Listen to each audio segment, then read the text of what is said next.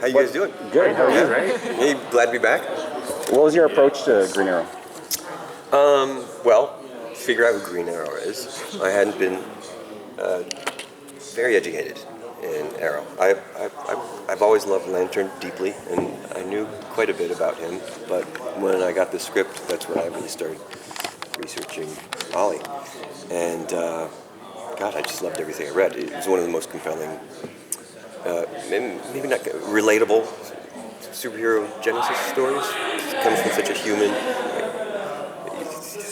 and making money and millionaire and achieve success, or depending on the legend, the archaeologist, but then gives it all up to be a benevolent savior of the universe, and doesn't even have any really magical powers, just mastery, which is a real superhuman power. And I'm always impressed when someone I know masters something. So it's really cool. I think he's a great example. Are you intentionally picking these asshole roles, man? Or was it just Yeah, that's what my mother asks me all the time. But here's the funny thing. This is the least dick I've played in about 5 years. This is a good guy, man. Yeah. For me, this is a great guy. So he's not Ollie McCoyle, then. I'm sorry. That's good. It was essential. Thank you. I was going to say, one of the kind of earliest things I remember seeing you in was in Psych. Oh, sure. Mary. Yeah. And I remember then seeing you in Westworld and being like, oh my God, it's Mary. And Oh, yeah, I Mary have Lightly. I have this thing with my brother where every time we see you in anything, we're like, it's Mary Lightly. And That's good. That fandom is so kind of dedicated to that show. How do you move through your career with these iconic characters? Do you find that is defining you? I mean, you just said you played assholes now for the last 5 years. Is there a variation that you are trying to seek out? Do you feel that limits you, or is it kind of welcoming to be remembered for these roles? Yeah, no, I mean, you don't really choose. You don't really get to pick a path. I chose what I wanted to do, and I thought I would be doing theater. By the way, my name is Mary. My father's name is Mary. My father's before his name is Mary, and my father before him is Craig. Yes. Thank you. Such a good line. That is my comfort show. Is Psych. I watch it James all Roday's the time. Absolutely brilliant. one of my best friends. Oh my gosh, and he's amazing. everything that you would hope. He's the sweetest Yeah. peach. But yeah, no, I find interesting, troubled, flawed characters really fun to play, luckily.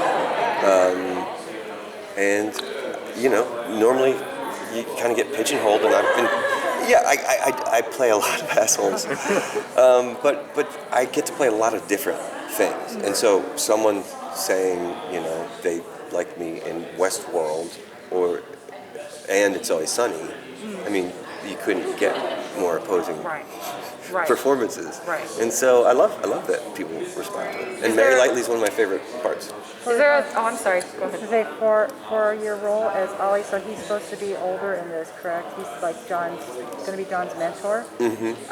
When you're doing the voice acting for that, how do you age up your voice? I'm older than him. Oh, I'm sorry. Yeah. No, that's fine.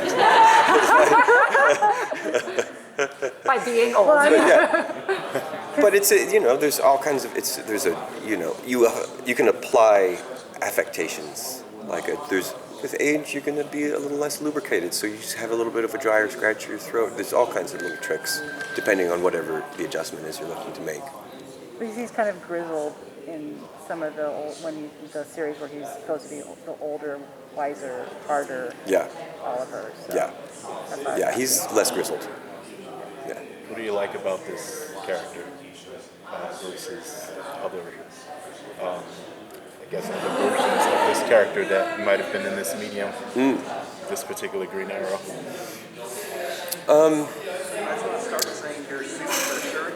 Why is our Green Arrow better? Let me think. Because you voice him? Would that be the answer? Yes, the man playing him is great. No, that's probably the least he's got going for him is that I'm playing him. But I think that the writer just really put together such a the way he's able to cut the tension, diffuse tension, and it's such a pretty tense story that we share with you with an incredible, crazy, surprising ending. But yeah, it's. Wait, what were we saying? Makes this character. Oh, right. Yeah, so I just feel like they really brought together that quality of cutting this tension of this huge story with like, ooh, hot girl's a bit much, like just he always says the right thing to keep everybody cool, which is pretty arrowy, but I feel like they nail it the best. These guys. Did you do a lot of research prior to this, or did you trust the writing to create your character? I trusted the writing. I didn't research too much other executions and performances, but I did research the genesis of the character and the history and the different legends of Ollie. And that was just great. I mean, just the more you know about something you're playing, the more kind of instinctual the choices you make will be, the more specific to that person once you know more about them. Obviously, it's acting, but yeah. How are you with the bow and arrow? I could probably get three out of the bullseye. I mean, I went to camp like every summer, so I have some time with the soft-ended arrows. How about you? Oh, very little. Okay. My daughter picked it up for a little bit. Oh, that's soft. Hunger Games, all that Oh, and sure, everything. sure. So I played. Yeah, didn't really work. Yeah, I'm surprised to let kids play with those these days. Well, they're not sharp at. Oh, yeah. She did put like a hole through a shed. It went through there. It's still there. That's a good memory. Memory. What's the kind of most challenging part about voice acting compared to the stuff that you've done? Because you said you wanted to do theater, you thought you'd be doing theater. Yeah, and I Interested do. Yeah. in the different muscles. Aldous was saying that it's training in different muscles. So I guess what was the most challenging thing for you about training that? It's when you're going to shoot a scene with other actors, there's this idea of this little magic, this chemistry that's going to happen as you're revealing your choices, and then they reveal a choice that you really weren't expecting, and then that causes you to have just this improvised choice, and that's often what I think the takes they take, where it's like something magical is happening and it's right now. And with this, you need to come in with kind of a projection of what the other actor is doing, because I never met Aldous until today. None of us have spent any time with each other. And so I was just projecting this idea of what I hoped he was doing. And then the result was he was doing what I was hoping he was doing. And I've had a lot of animated jobs where that's not quite the case. Is that down to the writing, do you think? The writing being... It's down to the writing, the directing. The directing is essential. I don't think people talk about voiceover directors that much, but they are the guide. They are everything. You have your choices and you have your execution, but they're telling you what everyone else is doing, the tone, the moment. So director is huge. Yeah, voice director. What would you like to do with that character, like down the road, if you're offered to help work on a screenplay for the next project with Ollie? What would you like to see Ollie doing? Ooh, that's a great question. I haven't really thought about that.